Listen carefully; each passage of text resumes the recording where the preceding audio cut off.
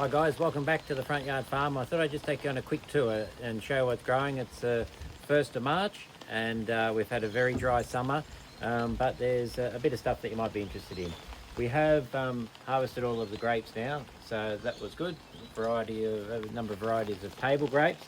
The corn has been successful again, and so I can show you one there.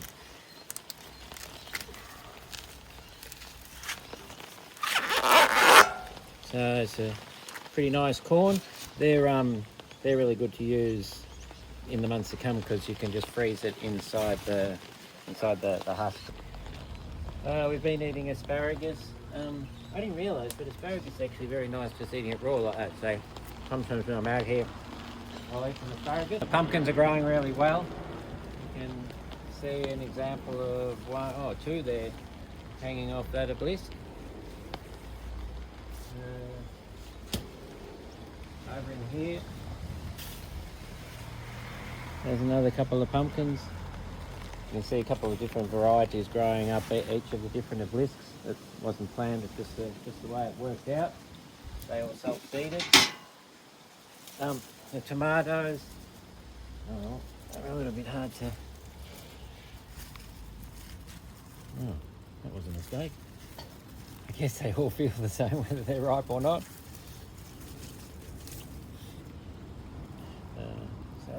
Yeah, nice little tomatoes, got those in there.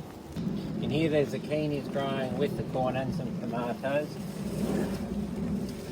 Yeah, that's a bit embarrassing, I should have got him a bit earlier, but that'll be fine. I can grate him up and make that into something.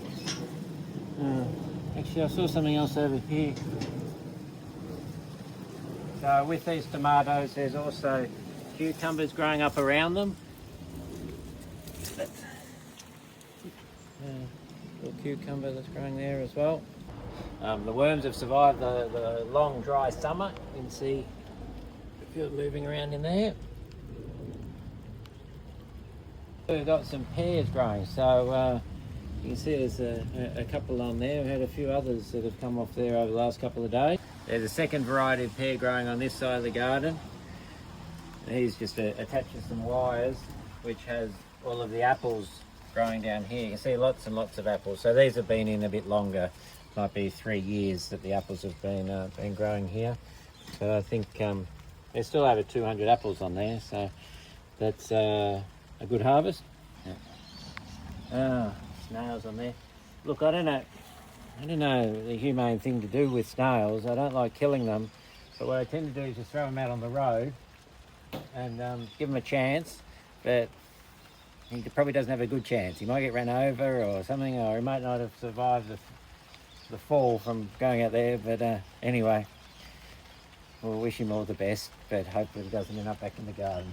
Rhubarb's a bit hard to see because it's being overgrown by the pumpkin, but that's just going better and better, and we've been eating quite a bit of that.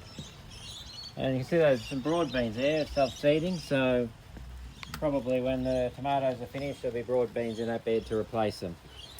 Anyway, it's raining a bit, so I better go inside. Thank you very much for having a look around the garden. Hopefully you found some of that interesting. See you later on.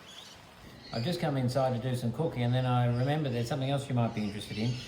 You may have remembered in a previous video I had lots of spring onions, and I didn't get time to eat them all.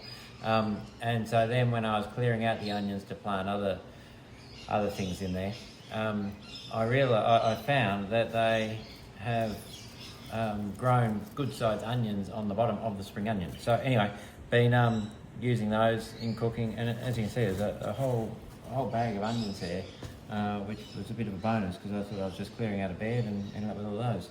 So anyway, just thought I'd tell you about that in case you found it interesting. You probably didn't, but I thought I'd show you anyway.